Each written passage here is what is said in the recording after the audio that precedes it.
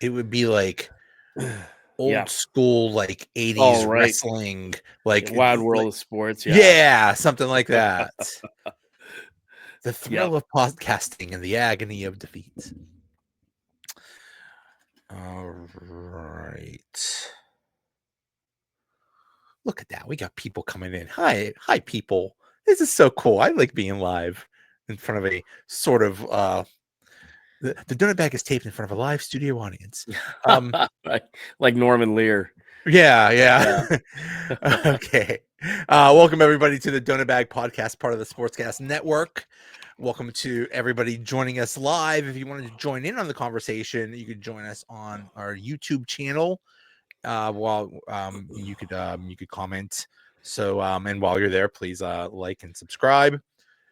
So, did you see the conference championship games? Oh yeah. Yeah. Oh, yeah. Yeah, and the the Eagles looked fantastic. Washington definitely looks like a team that's up and coming. They had their struggles. You can't do what you do. You turn over like that game they lost the Eagles earlier in the year. They turned the ball over 5 times. So the Eagles look dominant. The Commanders, Redskins, whatever they're going to be called next year, look like a team on the rise. And the Bills and Chiefs were kind of what you expected. It was a great game, a lot of controversy, which we'll probably get to. But I can tell you this: those are 4 teams that are in a much better place than the Steelers are. That's one thing I took away from that. That's what everybody's saying. I think every Steeler fan was looking at those games and said those teams are light years ahead of the Steelers. Yeah. Not even it's not even close. I think the big thing, well, first of all, one team put up 55 and another team put 32. I don't have the numbers in front of me, but when was the last time the Steelers even put up 32 points? We might be looking at the Obama administration. Yeah. Pretty much. Yeah. The offenses are so far behind, even the defenses.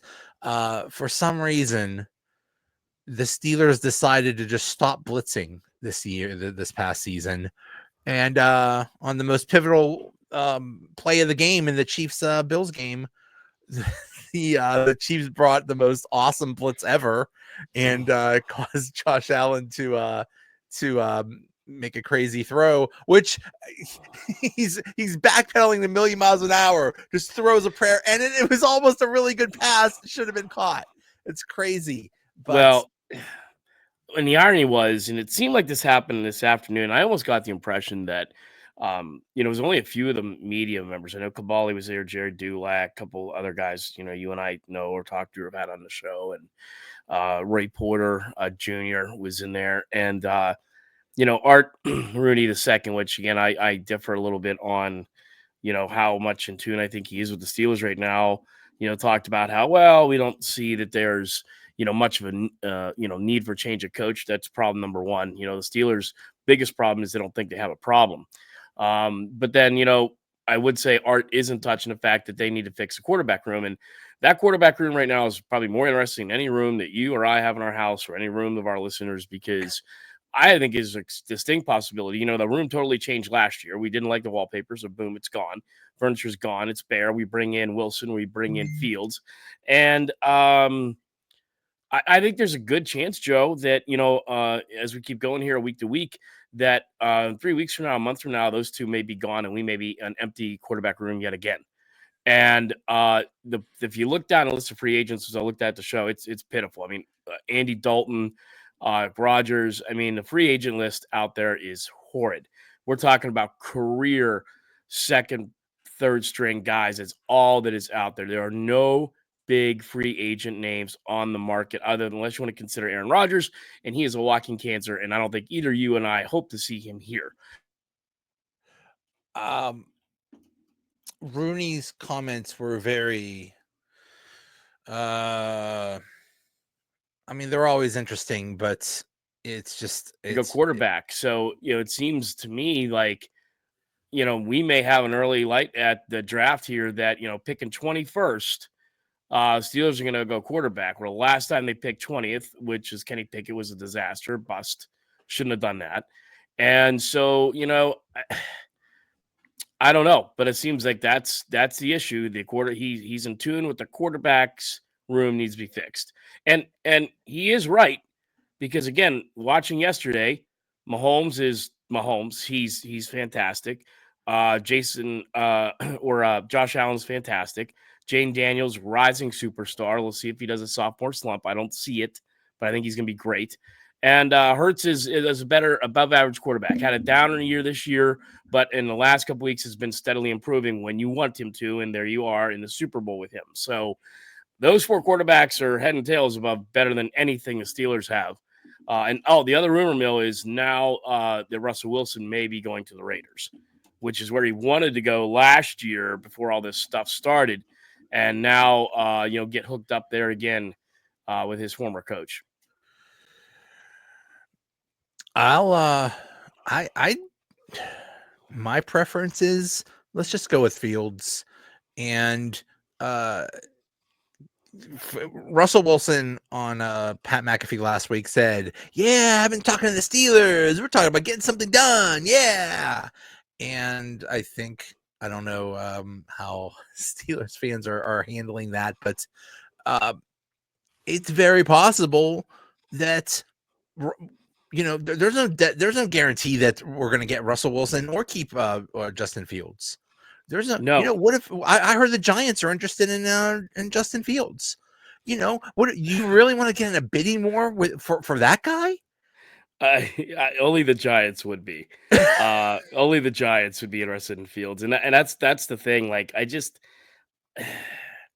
I like the kid. I do. I since he came here, I thought he's been a nice kid. But everybody keeps saying, well, he can be a poor man's Lamar Jackson. He can be a Lamar Jackson. He's a better. Well, okay, if he is, why hasn't he been it yet? And I understand Chicago's horribly mismanaged pro team. They're one of the worst managed pro sports teams out there. He came here and he did okay, but I mean, I didn't see it. He certainly looked better than he looked in Chicago, but there was still a lot of running at the wrong time, slid before first down. The turnovers, right? We talk about that. I don't mean to beat that drum, but before he got swapped out, he had 6 fumbles, and the Steelers luckily recovered 5 of them. So the turn. Oh, where'd you go? You froze. Okay. Well, I think I'm sorry, but Lamar Jackson right now is on a whole other tier, and Justin Fields isn't even there at all. people are saying, yeah, Justin Fields could be the next Lamar Jackson. He could be, we could have our own version of the Eagles if we play things right. Justin Fields could be the next Jalen Hurts. But the thing is, and people that want Justin Fields say, well, yeah, but he improved every year. He got a little bit better in Chicago, still not great, but he did make improvements. He was better in Pittsburgh than he was in Chicago. But as you said, a lot of that was by luck. He fumbled a lot and happened to recover those fumbles. But you're still fumbling, dude. I mean, you're depending on a bounce of a ball. An oblong ball made of pigskin, as unpredictable Chaffee Jaffer would say. Yeah. So that leaves, you're going into the draft. Now, the one thing I will say is this year's quarterback draft class is better than the year they drafted Kenny Pickett. I didn't think that draft class was that great. Kenny Pickett ended up being a bust. And, all the whole, hey, Kenny Pickett's going to the Super Bowl, hail to Pitt thing. Are you out of your minds? He's going to watch it just like we are. He didn't do anything. He's going to go to the Super Bowl as a backup, and good for him. But, and that's the other thing too. If you go down the checklist of one of the reasons that, I've been an advocate of Tomlin being gone for a number of years now is, he has not found a way to replace Ben Roethlisberger. And we have struggled mightily because of that. We just don't have the caliber. We do not have the caliber of a Big Ben. That is the biggest problems. We haven't had a Big Ben, and we haven't had a superstar, and we haven't even had a good quarterback. No. For basically the last 3 or 4 years. Yep. And it's crippling. It's crippled the team. With Kenny Pickett and Mr. Trubisky, the offense was if you gave it a grade, it would be F. Yeah. With Russell Wilson, there was that there was those few weeks that it actually looked like a functional NFL offense. But with Justin Fields, it was almost the same thing. And I think a lot of it has to do with Tomlin. I think Tomlin, the same thing he did with Trubisky and Kenny Pickett, he did with Justin Fields. He basically said, "Don't you dare make a mistake. Don't you dare turn it over. And if that means being ultra conservative, so be it. But we're going to let the defense win this game, whether we win it 18-16, and not even just make a bunch of field goals, so be it. But that's how we're going to win." And that's look, you think that's a philosophy of Kansas City or Buffalo or No. Philadelphia or Washington? You think they're going to be like, well, we have to be ultra conservative and just kick field goals and not take any chances. If you're going, Fields could be something. He could be a dollar store version of Lamar Jackson or Jalen Hurts if you let him. But this thing of, well, no, we can't make any mistakes, be ultra conservative. That's not going to win anything. You're never going to advance in the playoffs. You're not even going to win a playoff game if you pull that crap. You have to let Fields be Fields, as me and Allison said last week. Let Fields plow. Let him do his thing. But if you keep restricting, you're never going to get anywhere. And that's on Tomlin. You're not. And the sad thing is, there's so many problems, and you're going to bring this new kid in or do what you're going.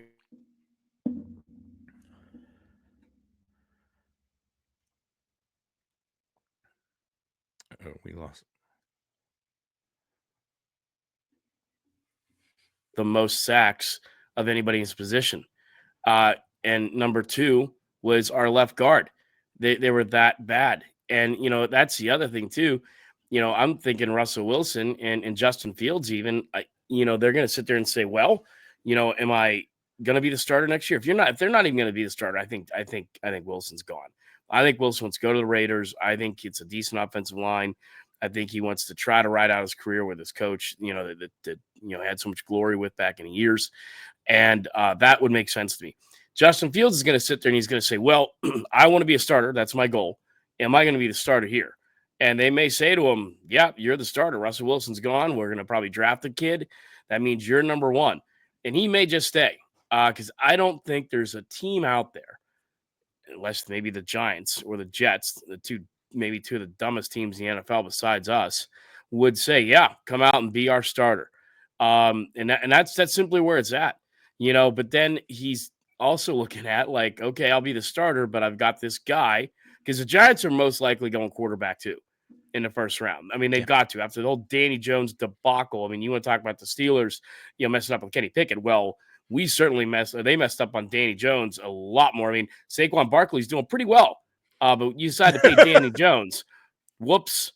So the Giants have still got to be reeling over that. So that's the other thing. So, Fields, you're going to bring in, but you're only there until we replace you with this guy. So, in a way, you feel bad for the kid because it's almost a lose-lose situation. The only other partial rumor mill that's out there is Kyler Murray coming here, and that would give me a little bit of hope. I'd rather have Kyler Murray than either of the two quarterbacks we have now. I think there'd be potential there. I think he could bring the offense along.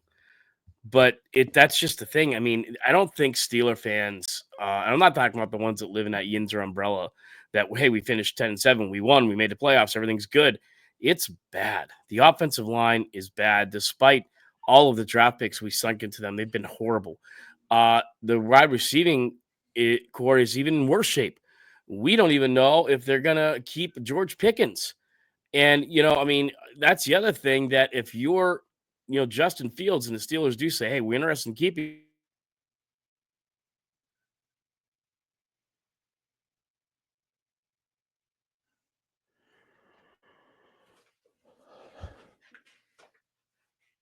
things, we got to fix the QB room. Brother, you went an entire season without a number 2 wide receiver.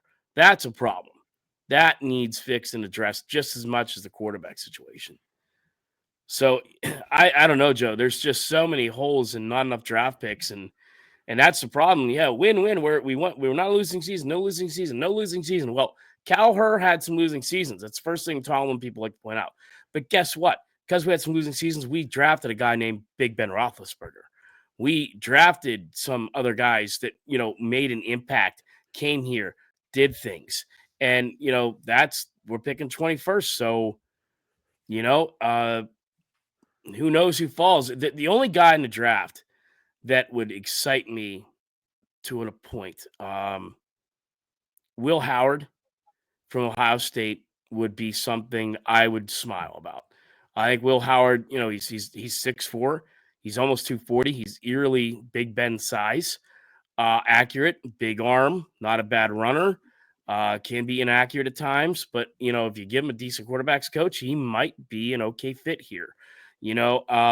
Jackson Dart out of Mississippi, not bad either. But those are the only two guys I'd be like, okay. But Will Howard would be the one guy because I don't think Dylan Gabriel's going to make it. And I wouldn't even want Cam Ward. Cam Ward's right now, some people have him over Shadir Sanders. I'm not sold on Shadir Sanders, although he could be good. But Cam Ward does a lot of things I don't like. Just the tools and everything like that. He carries the ball so high, when he's double clutching it, and the ball tends to sail on him a lot. I don't know, Joe. Will Howard would excite me to a point where we have something, I think. Another name talked about in the quarterback draft is Jalen Milroe from Alabama. And oh boy, there's a lot. It's going to be a very interesting discussion. He has those physical tools, but it sounds like he did not have the greatest career. And they just measured his hand today, and his hands are small. I can't deal with another small hand. No, I cannot. No small hands. We should get T-shirts. No small hands for draft day. Yeah, I don't know about that one. By the way, draft day could be a lot of fun with being live here. Last year we did it a live show, but we didn't. Now it could be really fun. Yeah, but no. Yeah, man, I just don't see that at all. And Quinn Ewers is a guy that everyone's so excited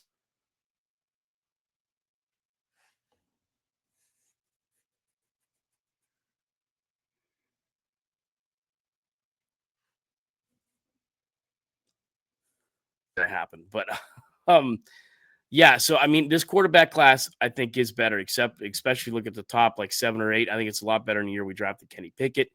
I just will Mike Tomlin pick the right guy? Because he hasn't. You can go back to Mason Rudolph, Joe, who remember how that went. We got him in the 3rd round. He got a first round grade. We got a first round guy in the 3rd round. Where's Mason Rudolph now? Yeah. We're great. It's so that's what's tough. But I mean, it's not just the Steelers that mess up on quarterbacks. No, it is such a hard thing to evaluate. So you know what? You want the best chance of getting a good quarterback? Keep going. Keep drafting. Draft one every year.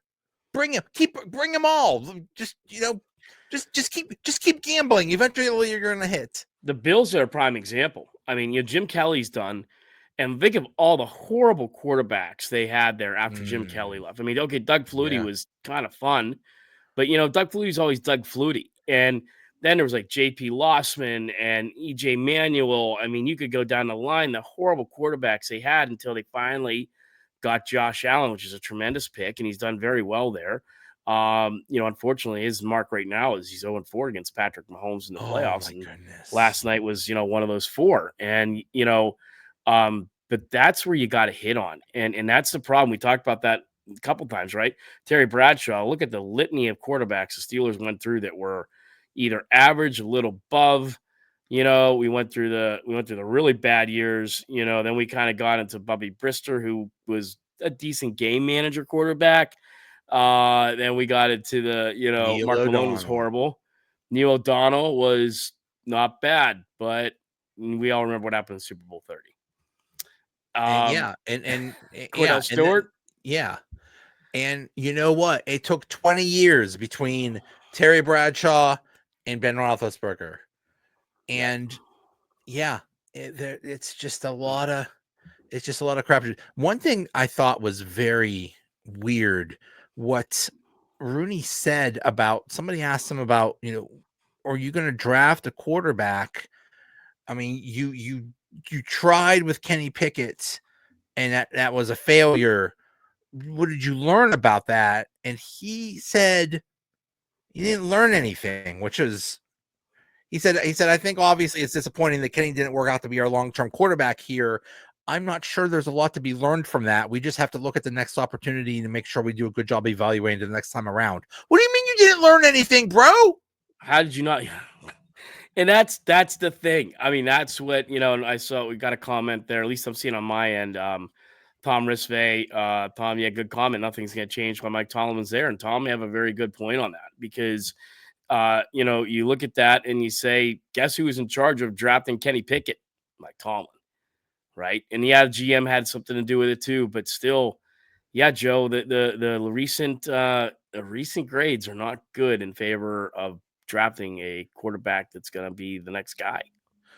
But do you, okay, I mean, no doubt they will draft someone. They'll probably keep Russ or Fields, and then they're going to draft someone. But where do you get him? Do you get him in the first or second round, or do you just wait till, second or third round, fourth round, whatever, just to get somebody? That's the thing. Like, where are we getting this person?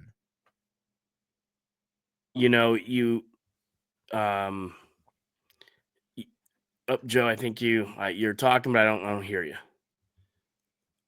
Can you hear me now? Now I can. Sorry, I didn't. I could see you moving the. I saw the Italian thing going with the arms, so I'm not sure. I'm not sure what you said the last part of that, but.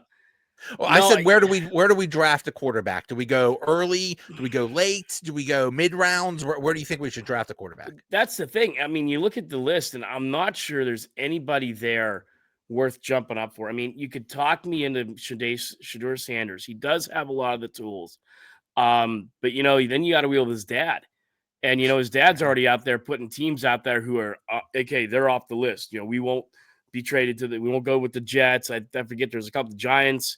The Jets. I'm not sure who else, but he's already putting names out there, and I don't want to deal with Deion Sanders. He's just going to make it a mess. So, I think Will Howard could be there. You may have to move up to get him, and this is where I'm serious. Where you start talking about unpopular opinion, folks. I'm considering any offer you'll give us for TJ Watt. I love TJ Watt, but at this point, if you want to move up and make that play, that's what you need to do. But, to our viewer point there, Tom, the last time they moved up, they wasted a hell of a good pick on a middle linebacker. It didn't work out too well. Devin Bush, wherever you are. And, so that was bad. So you're going to move up. You made a drastic move. The Steelers finally traded up. We said all these years, you never make a move. You never make a move. You never make a move. They finally make a move and it ends up being crap.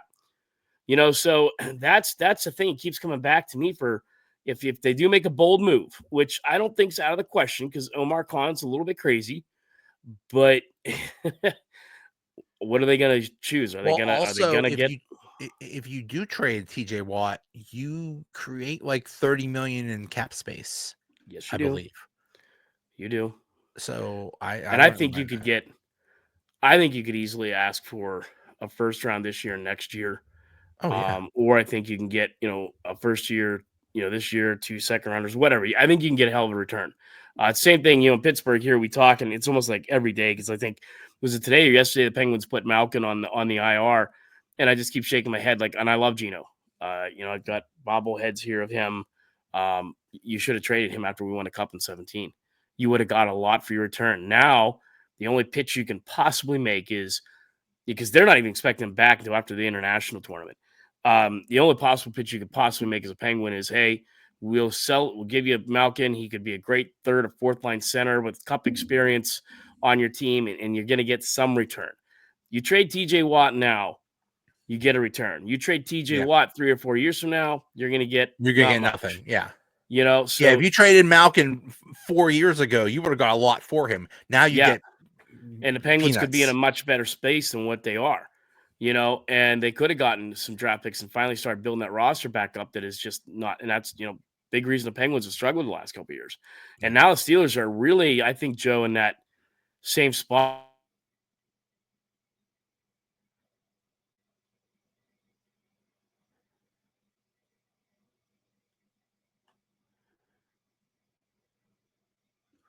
Big problem. And literally, no pun intended.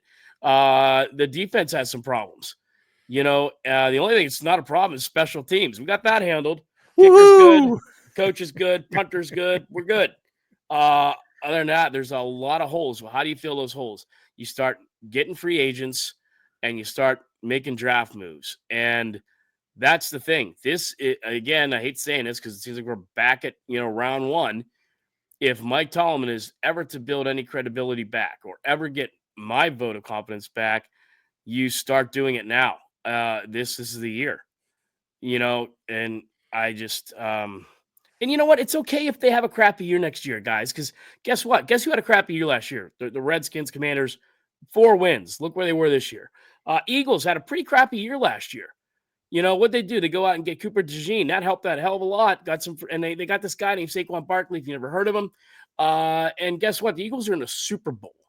You know, so it's okay if they go 5 and whatever next year. I'm okay with that.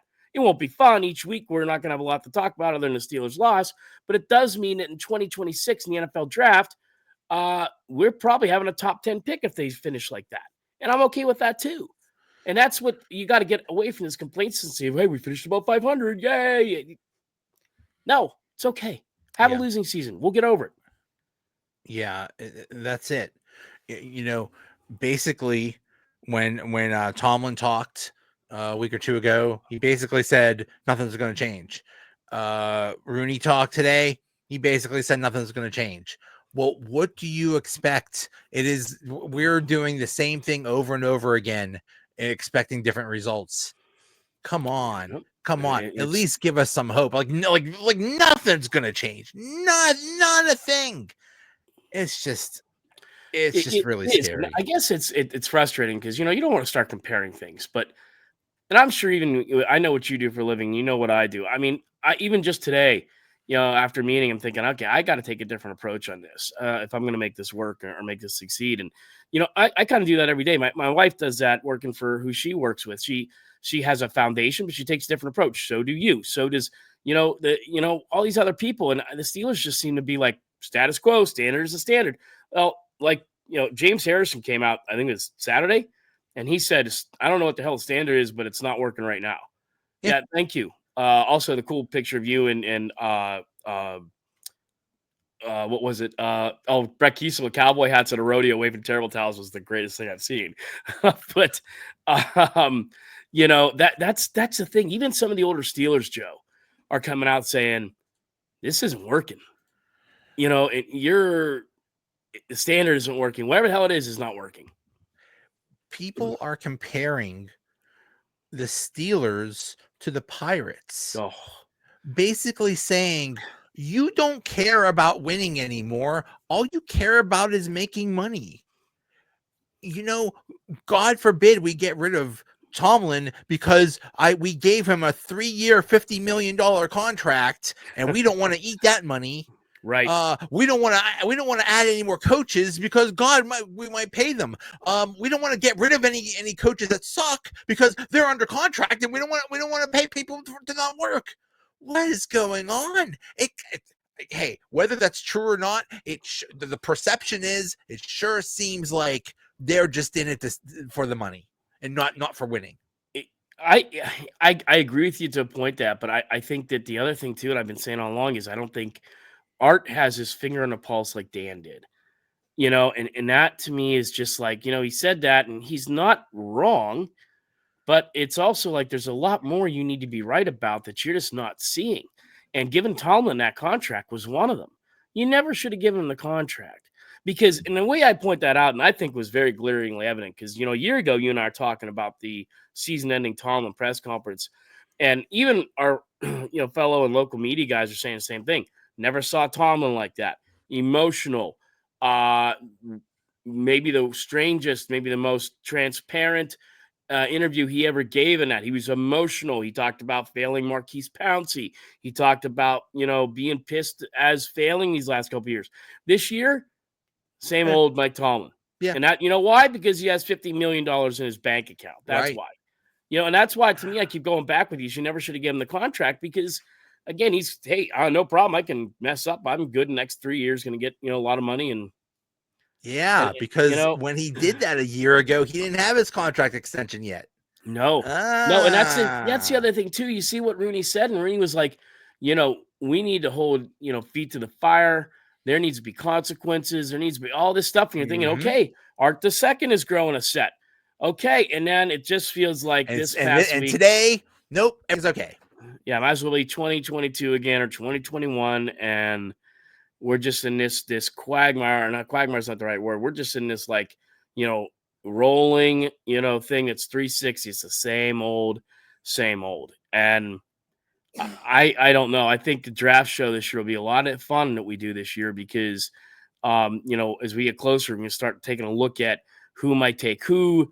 There's some big offensive line needs from a lot of the teams in front of the Steelers. I'm sure they'll be going. Not a great running back class. Steelers also need wide receivers, Joe. Yeah. I mean, they need wide receivers in the worst way. And defensive line, Defensive line. wide receiver, defensive line, cornerback, um, is what they need. Running back, by the way, there's just Jalen Yep. Warren right now. It's Yep. going And to be very interesting. But we talk about the offensive line, and it's very scary because it seemed to take. I don't want to say it seemed to take a step back, but it's just not good enough. And yeah, people say, well, that offensive line coach Pat Meyer should be fired, and you say, just for the overall overlap play of the line. But to his credit, and I don't know whether you could credit for him for this, Zach Frazier stepped in as rookie, did very well. yes, he did. McCormick stepped in as rookie, did very well. And what you're going to have is basically you're going Dan Moore is going to leave, and he's going to be replaced by Broderick Jones. And then Fawatano is going to come in on the right tackle. So in theory, you're not going to have any changes to the offensive line other than Fawatano being added, and that's very scary. And basically, the things I'm hearing about Broderick Jones, bad. It's bad. It's bad. It's bad. I mean, We it might be looks looking like at a bust. it's like an Aaron Jones, or I'm trying to think of the guy, Joe. It's escaping me. I think he has the distinction.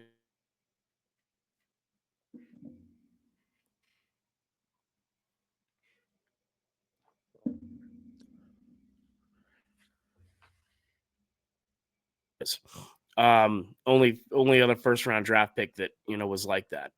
But yeah, I mean, that's a problem. The free agent wide receiver list is a hodgepodge. T. Higgins is obviously number one. Now there's talk he might go back to the Bengals. I feel the Bengals will offer him something, but they also got to sign. They also got to lock up Chase. They have a problem there. Unless the Bengals are going to open up the bank, which they traditionally haven't done, I don't see T. Higgins staying there. Now the Steelers are going to have a hell of a lot of coin to spend. That's the one thing. Would they go for T. Higgins? Here's the other thing, Joe. They can flash all the money they want at T. Higgins, but T. Higgins is going to look at that quarterback room and be like, exactly. Why would anybody want to come why? here? Why would I go from Joe Burrows to nobody? Yeah. Or a rookie. And I mean, so then, but after that, to me, it's a pretty far drop off. You got Chris Godwin, who's, coming off a huge injury. Huge injury. And then you have Amari Cooper, who honestly, I was wrong. I thought the beginning of the year, man, I wish we would have got that guy, but he didn't do a lot for Josh Allen. I mean, I think the Bills were expecting a lot out of him, and they got nothing. Yeah. And he's going to be 31, right? So those are three. And then you go Stephon Diggs. I don't Devontae know. Adams, I think would be interesting. But here's the thing: the Steelers could have gotten DeAndre Hopkins. They could have gotten Amari Cooper. They could have gotten Uh, Jerry Judy, remember that? Jerry Judy, and all those guys were under $3 million, and they didn't make a Yeah. move to get any of them then. So again, I go back to that was your plan. What was plan B? Whatever it was, it sucked. So yeah, I mean, they have a lot. They have honestly, they have a monumental task, Joe. They have so many holes to fix on a sinking ship right now, and I don't know if they have enough to fix it. It almost makes me wonder if they should just lean in on the running game thing and just say, okay, let's just be the old school Ravens, and Justin Fields is our Lamar Jackson, and we'll just get a bunch of blocking wide receivers Right. and screw it. We're gonna go back to the wing T or the single T or whatever it was Yeah. called. Let's I'll never run the forget. option. Yay. I'll never forget. And I was covering Penn State football, and it was like this. It was bad. It was when there was those early 2000 years when they were losing like 9 games, which was unheard of back in the day. And they went to a 3-back set. And it was like 1940 again. It was Omar Easy. Oh, come on, Darren. It was Omar Easy, who was like a big kind of fullback, running back kind of a guy.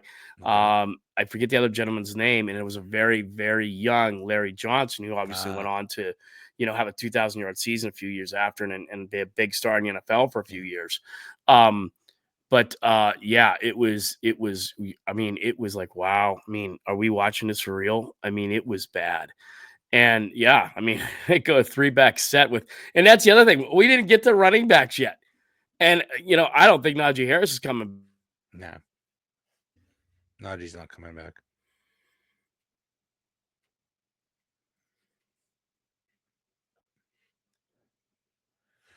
Why am I not seeing? Honest, I don't think you take Jalen Warren, put him on a lot of other NFL teams where he'd be some stud running back. So, that's a hole you could plug, and maybe that's what you do. Hey, Jalen Warren's our guy for next year until we can get a better guy. And that might be the stuff they got to start looking at, Joe. It's like one of those games where you have to move the things around and shuffle it around like one of those puzzles you got as a kid. Remember, you got to make a picture of a duck, and it's all mixed up. And, move all you got to move all the tiles around and figure it out. But I mean, that's the thing. That was kind of tough making a duck, oh, shit. But you had to be semi-intelligent to do it. And that's the thing is Mike Tomlin and his staff. And that's the other thing I see. I'm glad you still have the Rooney comments up. It seemed that he indicated there's going to be some coaching changes, not on Tomlin, obviously, but it looks like there could be some guys let go. Who? I think the scapegoat is definitely gonna be our defensive coordinator. Which is ridiculous because really that's on Tomlin. Yeah, you know what? I don't know if maybe Terrell Austin will be gone. Maybe he won't. But what I would like to see is basically another coach, a consultant, somebody brought in to bring in some. You gotta blitz. You can't just say, "Oh, we don't need to blitz. We have a strong line." Blah blah. It didn't work. That's the thing. Whatever the Steelers were doing in the early season, it was working. The defense was doing well. And guess what? The teams did this crazy thing. They looked at what the Steelers did and they adjusted to it.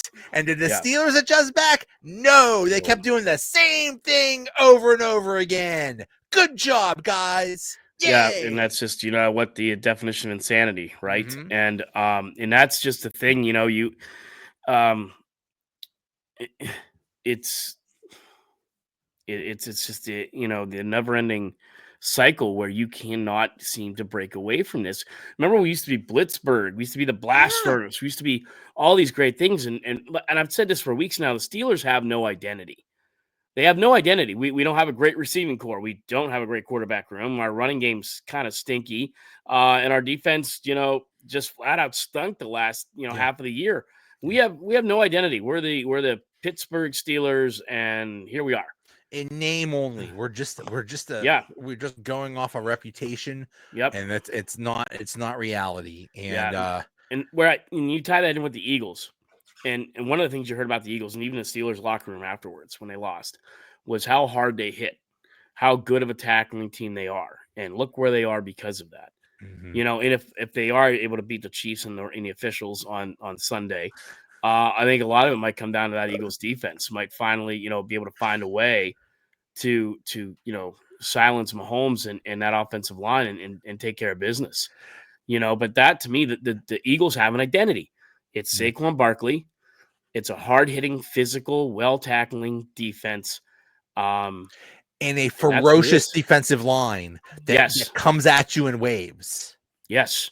A very good defensive line. A defensive line that they change in and out. A lot of people don't realize that. They change that package out quite a bit. The Eagles would go from man to cover one and switch the defensive line up. And the Redskins, they didn't know what to do, but they got far behind. When you do that, you get ahead of a team like they did yesterday, it was over. Yeah. My wife and I watched the game, and when it was up 21 to whatever it was, I said, "This is done." They got these guys. As soon as Washington was started making mistakes, like we're done. We're done here. Good. That's thanks, exactly thanks for right. coming. And you look at it comparatively. I know you're a Pitt guy. You look at the Penn State guys, right? And Penn State went out today and officially they brought in Knowles.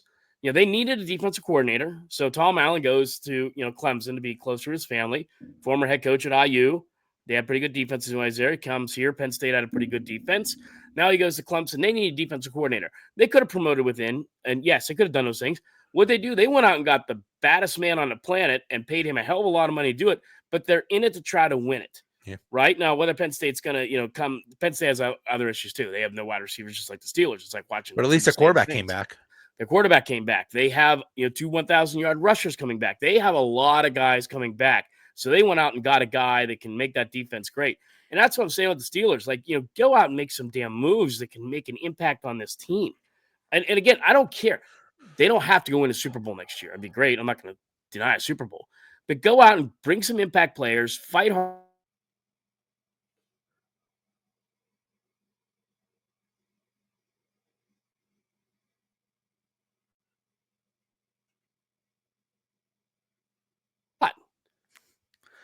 Give us hope. Just give us hope. Yeah, we don't have to win the whole thing, but we just need some hope. And now it's hopeless. There was 2 seasons ago, that was the Kenny Pickett Matt Canada disaster, and Mason Rudolph came in those last few games and saved the season, and they made it to the playoffs. So they ended on a strong note, even though they lost in the playoffs. I think the season before that, it was the same thing. It's like you're kind of weren't sure whether they were going to make the playoffs, but then we ended strong. This past season, we could not have ended worse. 6 losses in a row. It's bad. And that's what I'm saying. That's why I keep bringing up the Eagles. The Eagles knew what the problem was. A big problem was their defensive back were horrible last year. So they go get a guy who I really wanted the Steelers to get in Cooper DeJean. And immediate impact. He's up for Defensive Rookie of the Year. He probably will win it. He's got one other guy competing with him, but he has a strong chance of winning that game, winning that title. And that's the thing. Like, we seem to know when to draft Rod Woodson. We seem to know back in the past when to draft Troy Polamalu. And I don't know what they're going to do. And it just, whatever they are doing, the talent that evaluates it is missing. It's missing big, Joe. The last couple draft picks have been awful. Mike Tomlin's draft record over the last 10 years is horrible. It's not good. If you're not getting it done in the draft, you're kind of screwed. And or free agency. Or free, And okay, I like Patrick Queen. I thought that was good. He didn't make the impact I thought he would. No, but I think, given time, I hope, I think he could, and he showed a little bit of better. He showed better play as he went on, but again, not the impact player we thought he would be. I think they should use him to blitz more. I think he would be a really effective. What's that, blitzing? We didn't. Yeah, exactly. Yeah, exactly. About the Chiefs game, I love that we've progressed in the field of AI enough that we can make pictures of Patrick Mahomes making out with the referees. I'm so glad that we're using this technology in such a wonderful way. I've seen so many refs and Chiefs pictures. But man, they were the beneficiary of some horrible calls, a lot of them, including that damn fourth down Oh, I just can't believe And it. why you let the high referee, why you let the far side referee make that From call, and all the not the way over, not the near yeah, side judge? I don't know if my buddy Bill Spangler's watching, but I mean, near side judge should make that call. The yeah. head referee should go with the near side judge's call on the sideline, and he didn't, and he had to clear better shot. That was bad. That 4th and 1, there was no catch. With the game, with the one Yeah, play either. I mean, it was yeah, the calls were just laughable, and I don't see. When I got up this morning, I looked on Twitter, and my friend Bob picked up on the same thing, who does for WPIC radio. The number one trending thing this morning between like 9 a.m. was rigged. yeah. And if you're the NFL, hey guys, that's not good, because it's not a conspiracy theory. It's actually fans that are legitimately pissed off. And I really don't have a stake in a game. And we live close enough to Buffalo up here where you're kind of rooting for the Bills. I think a lot of people are rooting for the Bills just because of the tragic Bills story. 4 Oh my Super Bowls, 4 goodness. losses. Now, I mean, it's just it's so sad. And Josh Allen looked so dejected yesterday after the game. But it was horrific, the play calling in that game. And the guy that's going to, I'm trying to think of his name. I want to say his name's like Sam Tolbert. The guy that just got appointed the head referee for the Super Bowl is the same one in that Bengals game when they got the 3rd and 9 and they let him do a do-over. And then there was then they let him redo the do-over, and then they got the first down. And it was Oh like, my I mean, and god. that it's not just yesterday. It's weeks before in the I forget the game before. Even Tony Romo said, the league and players are getting tired of it because Mahomes went out of bounds and fell down like he got shot. Right. And And there's a they gave him a penalty. Yeah. 15-yard penalty. And I saw the joke. He wears 15 on his jersey because that's how many yards you get when you touch him. And which, I mean, it's just, you and I had no dog in that fight yesterday, but I'm sitting there, I'm like, this refereeing is horrible. It's It's horrible. it, It's just, every team that plays the Chiefs, they say, yeah, we got to play the Chiefs, and we got to play the refs too, and that's just part of the game. Like, come on, you got to be oh, kidding and then there me. was the one tackle for the Chiefs had that guy like the Cobra Clutch, and he looked like Sergeant Slaughter. He had the Bills Russo in a Cobra Clutch, and I mean and there's Mahomes. It's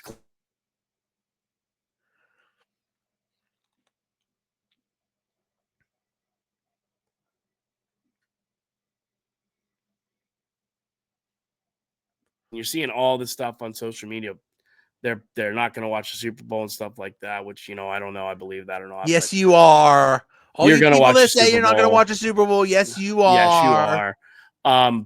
But I'll tell you, I mean, the NFL's got, I would think you got to pull these guys aside and say, hey, look, next week or 2 weeks from now, you guys better call this clean, Get it right. Come on, because guys. it's Get it. just Here's a crazy idea, and it's already been done in the USFL or whatever.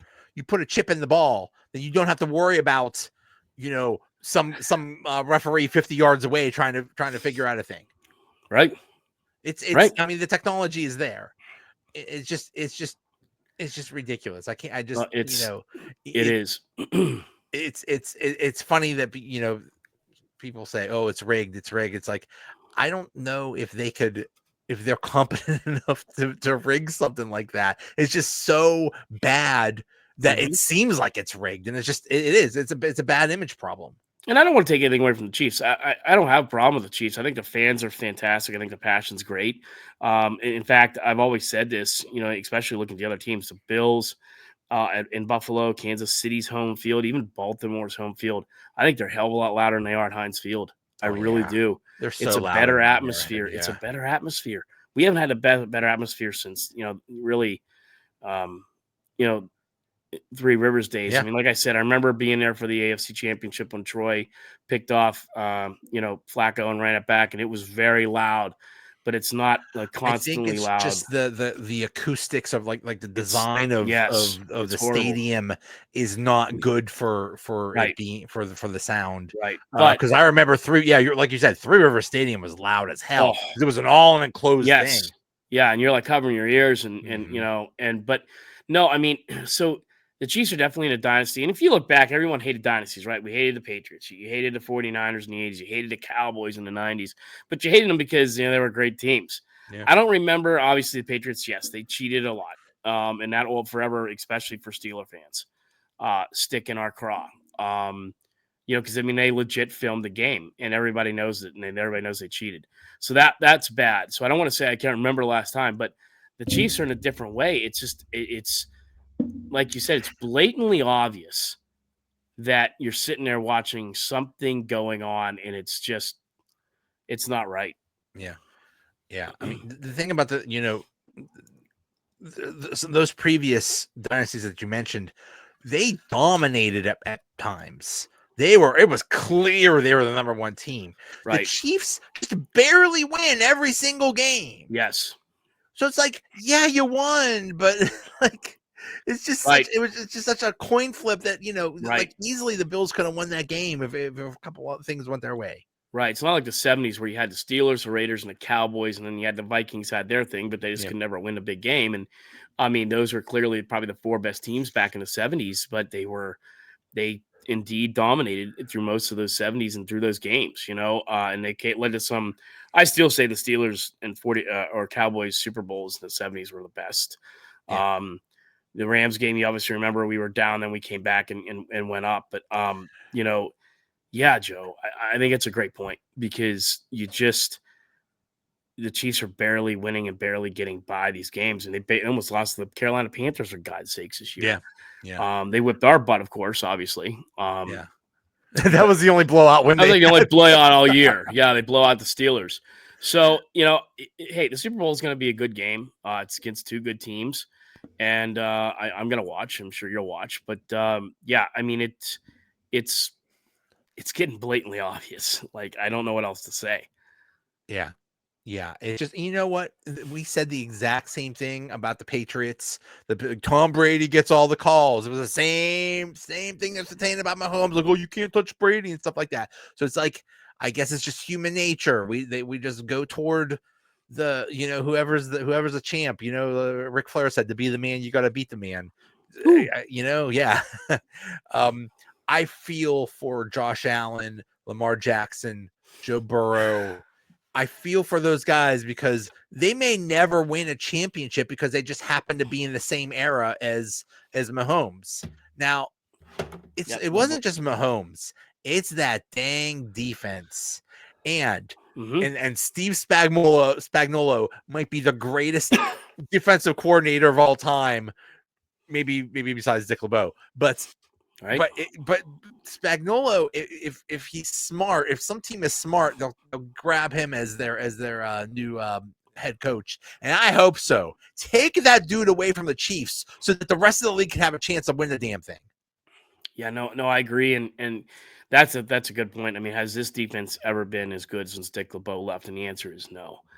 The answer is no. And yeah, I mean, that's the thing. We go back to that Mike Tomlin coaching tree that doesn't really exist. And I think Mark Cavalli earlier this week said, I think coaching trees are overrated. And I said, I think you're out of your mind. I mean, Brian Johnson's going to go somewhere. He's done a great job with the Lions. And, Dan Campbell got together and said, hey, I need a good defensive coordinator and a good offensive coordinator, both that know equally or more than I do. And that's the problem with Mike Tomlin. He won't bring anybody in. His ego's so damn big. Exactly. He won't bring anybody in that possibly knows more than he does. Exactly. And you look at, like, again, I'm not going to say Penn State's going to win a national title next year. But, James Franklin obviously saying, you know what, I'm going to bring in a defensive coordinator who knows more what I'm doing, and he's going to be paid the highest defensive coordinator in the country. That's the kind of effort you need to see. I mean, go get a guy and bring him in and pay him the money. But the Steelers aren't going to do that. The Eagles, in addition to having superior talent, also have some really good coordinators. Vic Fangio is one of the best defensive coordinators in the league, and then I think his name is Kellen or something like that. Yes. He might be a head coach pretty soon. So Sirianni, to me, is a clown and a jackass. He looks like an idiot, but they're smart enough to have really good coordinators. Right. The Steelers, no. Right. No. Well, you go back to, like we were talking about, those dynasties, right? And you think of Jimmy Johnson. Well, he was a pretty good coach. We had Norv Turner and Dave Wannstedt, and they did a great job together. Yep. Now, I don't think Norv was a great, he was an okay head coach. He seemed to win a lot, but he was a great better offensive coordinator. He was being an offensive coordinator, yes. And those three together brought the Cowboys 3, Super Bowl trophies. Also, by the way, they made a massive trade with Herschel Walker that ended up being great. And you go back to that one, right? They traded Herschel Walker. Guess what? They traded that all away. They got Troy Aikman. They went 1-15 that year. They were horrible. But guess what? That led them to drafting guys like Irvin and Emmitt Smith and Leon, or not Leon Lett. Leon, that was bad. I'm trying to think of the Dallas lineman that was just phenomenal. And he's a Hall of Fame. But that's the thing that, sell the farm, rebuild the team. But again, look who's rebuilding it. So TJ Watt might be our Herschel Walker. He could be. There's going to, obviously, that's the thing. I don't want to say that. I can't bemoan the Steelers too much, but there's some teams that would do some stupid trades for TJ Watt. Oh, yeah. Stupid. The Cardinals would probably sell, half the franchise and, probably give away TJ Watt for Kyler Murphy. Boom. Kyler Murray. Boom. There. We just figured it out. Plus 4 first-round draft picks and the deed to the Phoenix. They probably do it. And I want sunshine included in the deal. Anybody from Pittsburgh gets to go to the Scottsdale Open free for the next 30 years. Or how about like the Bob Nutting? Let's give the kid from California lifetime seats behind PNC Park for 30 years. They live in California. In California, and you're going to offer the kid 2 30 years worth of. You really want to watch this Pirates suck for another 30 years? And you live in California. He's as out of touch as Art Rooney II is. Are you going to include the airplane, the airfare for all these tickets? Right. Or what so again, the Vikings it was the Vikings that gave up all that stuff. Yeah. Yeah. Oh, some team would be stupid and give up all kinds of stuff for TJ Watt. And we say, they're going to come up and say, yeah, sure. What do you want? Yeah. Yeah. They asked Rooney about that today about, he's like, well, TJ Watt is in the last year of his deal. Or what are you going to do? He's like, well, we'd love to have him or something like that. What if TJ Watt says, I want $50 million a year or some crazy number like that? What if negotiations break down? Then we could have a trade. Yeah. Yeah. And I think that's the sad part. Like if the Steelers would have rebuilt properly, if they would have drafted wisely, if they would be a team that's on the cusp, then the TJ Watt talk we're having now is nuts. But you are now in a desperate time. You're a desperate team with desperate needs. That's why I'm advocating for the TJ Watt trade. Not because I don't like TJ Watt. I love TJ Watt. I'm not a big jersey guy, and I have a couple Francos things, Penn State and Steelers. And my dad and I were on a game. I said, there's a jersey. And this was TJ Watt was like a rookie. I said, there's a jersey I would wear. It'd be a TJ Watt jersey. And of course, moms and dads being who they are, I had a TJ Watt jersey for Christmas that year. And I still have it. I love TJ Watt. But now, that's where the Steelers are, Joe. It's desperation time. 10-7, forget about it. But that's where they are. And they got to do something drastic to fix this. And you got to hope that Mike Tomlin can help ride the helm right. But that I'm not trying to be Debbie Downer today, folks and viewers, but the only end we have in sight is when Tomlin's contract is over, is up again in 2 years.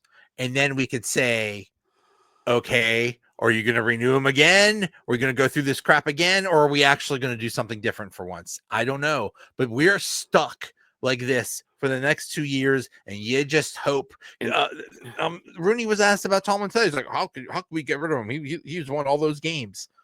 Oh, God. What are you doing? That's what I mean. What He's out of touch. Doing? Yeah. And this is the thing. If you want to rebuild, you need a fresh aspect. Now's the time to buy out Tomlin's contract and say, arrivederci. And you bring in a Brian Johnson, or you go and get a Steve Spagnuolo. Whatever you're going to do, that's what you go do. Bring in a coach from Notre Dame, whatever. Go get somebody to have a fresh perspective on the fresh perspective you need, because the perspective you've been using for the last decade sucks. And you know what? You might fail. you might get a coach that Yeah. sucks. Oh well, so you're like every other freaking team, but no, we have to have our little circle jerk about 3 coaches in 50 years. Oh, look at us, we're stability. Yep. You know what the Eagles do? The Eagles had Andy Reid, who is arguably one of the greatest coaches of all time. Hall of He Fame. wasn't doing it. He wasn't winning in Philadelphia. They got rid of him. Then they had a couple other people, and they failed. Then it's a Chip Kelly that sucked. Now they have Sirianni, who was I don't know who was Chip the coach Kelly worked before. out pretty well for Ohio State as an OC, that's for sure. There you go. But there was I forget who was the coach when they won the Super Bowl. When they beat the Peterson. Doug Peterson. Okay. Yeah. Yeah, and then they got rid of him. And you know what? If Now they're back. if Sirianni lost to the Rams last week, or if he lost yesterday to Washington, they'd fire him today. Yeah. They have because they're committed to winning a championship, not this wonderful notion of look at our franchise history and look at our standard and all this other crap. They just want to win, and they've been to 3 Super Bowls in the time the Steelers haven't even won a playoff game 8-10 years ago. Yeah, I love everything you said there, and the other thing you look at too is you want to see a change, and I laughed so hard on Saturday when apparently Dan Snyder, eating over in London eating lunch, said he hates the Commanders' success. Yeah, after 24 years they had 2 playoff wins, and now they've had 2 playoff wins in 2 years under new ownership. Folks, sometimes you just need it, and I've always been a proponent, and I will agree 100%. If Mike Tomlin, if they did it, let's say they do it. Okay, Mike Tomlin, tomorrow's your last day. Let's say he goes to the Giants, right? I guarantee you he probably gets the Giants to a winning record of playoffs, because I just think that happens. You have a new coach, you go to, and he has good experience. We can't argue that. He goes, he takes the Giants, he gives them, he probably gets them playoffs. Now, you're not going to go much further in the first round. They tell you, Big Blue.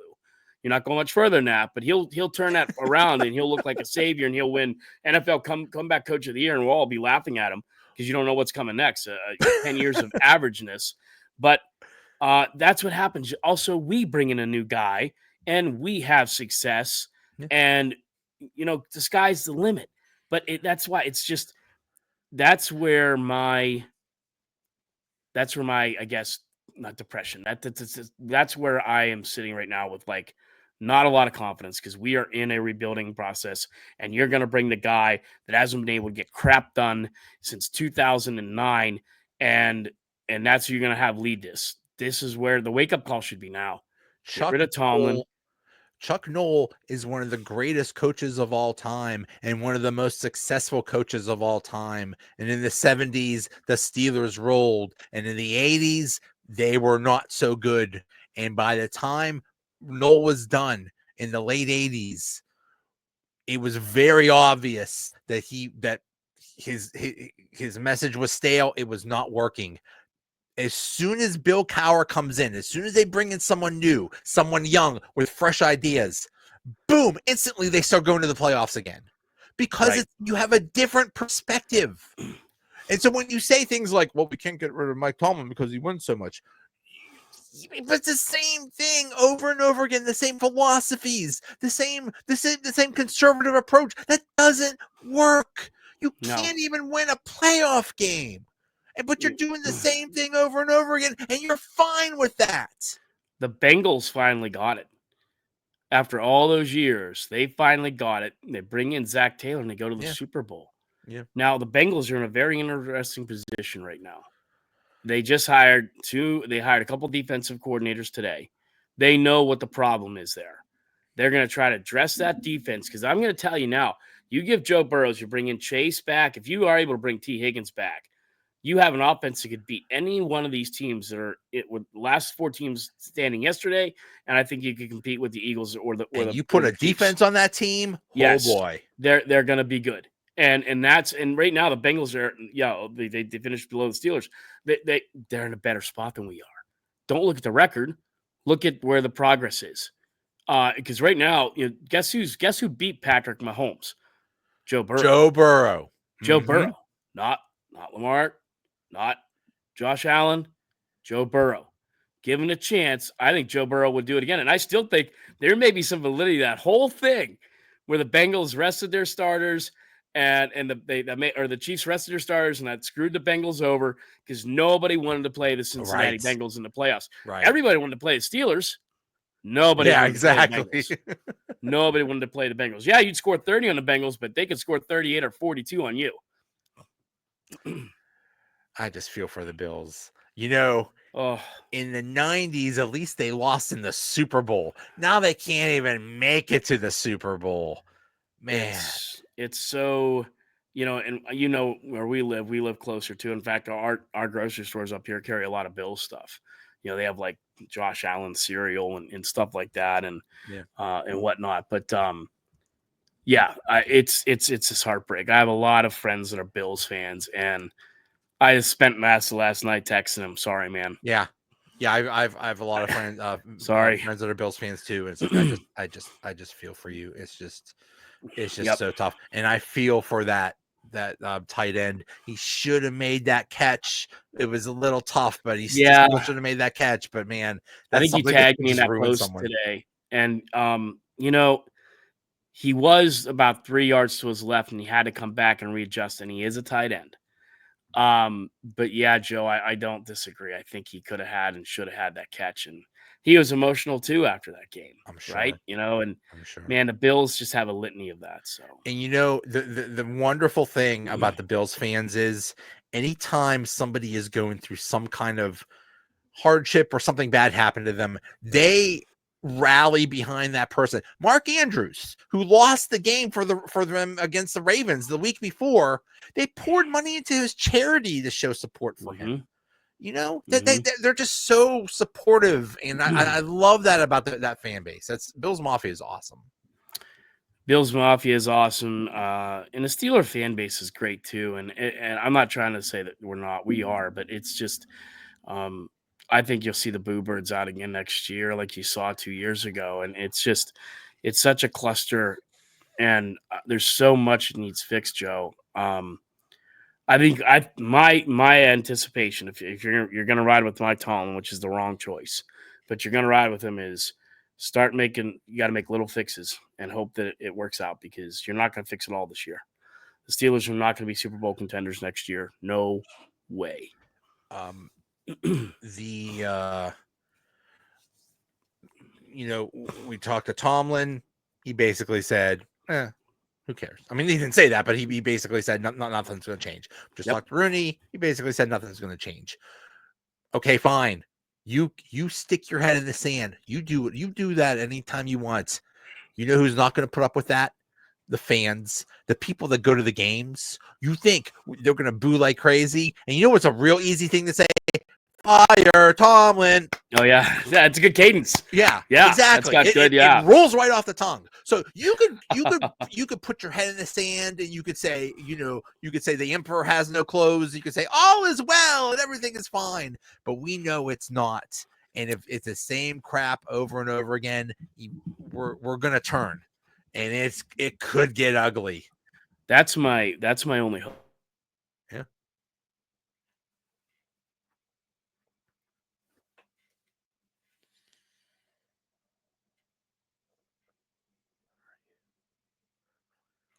That way you can keep going with this rebuild that they are in. It's a rebuild, whether you want to admit to that or not, and get rid of Mike Tomlin, because rebuild's not going to go right if he's at the helm. He's the wrong contractor. Just give us hope. Just this, we need hope. So we'll see. Hey, maybe they'll make a bunch of changes. I don't know. We'll see. Yeah. Maybe things will be better. I think Omar Khan, he's still learning on the job, and he had a huge misstep last year with the wide receivers. Big. Hopefully he learns from that. So we'll see. Yep. Joe, real quick before we log off here, I do want to give a shout out to my uncle Rocco, who passed away this past week. He was a massive Steelers fan. Went down, and I was honored enough to speak some words at his funeral and do some readings and stuff. And it's a great family. And you're down at Cocoa Beach, and there's Steeler stuff everywhere. And it's just, that's part of being the Steeler fan base. You're not going to find outside of maybe the Browns or some New York teams, you're not going to find a lot of stuff like that. But I mean, there was terrible towels, and his grandson who gave the eulogy wore his Steelers tie. That he had, one of the Steelers ties he had. Wow. So, that's that. And then the other thing tomorrow always marks an anniversary. And we were at the Kennedy Space Center. Was the anniversary of the Challenger disaster. And I always remember that. I think a lot of people talk about that. I do remember Reagan being shot. But the Challenger disaster was the thing I remember. We had it in the TV. Remember the TV that's got the ratchet strap on it. It was on the wheel cart that they would wheel in the room. Oh yeah. And I remember watching that. I remember Mr. Murn, who's my third grade teacher, writing tragedy, and he got emotional. He was crying. Because everyone, us kids at that time were tuned in because Kristen McAuliffe, the teacher, the whole aspect. The first teacher. In space. She wasn't the first woman in space. No, that was Sally Ride. But she was the first teacher that's supposed to go in space. But, and the reason why that disaster happened was because it was too cold. And they didn't factor for the cold weather in Florida, and that's why we were that whatever the cold weather that was happening in Pittsburgh also, because we had that day off. I remember. Yes. I remember it. I don't remember what I had for breakfast this morning, but I remember the Challenger disaster like it was yesterday. It was around 11 o'clock in the morning, somewhere around there, because I was always watching The Price is Right, and that come on and.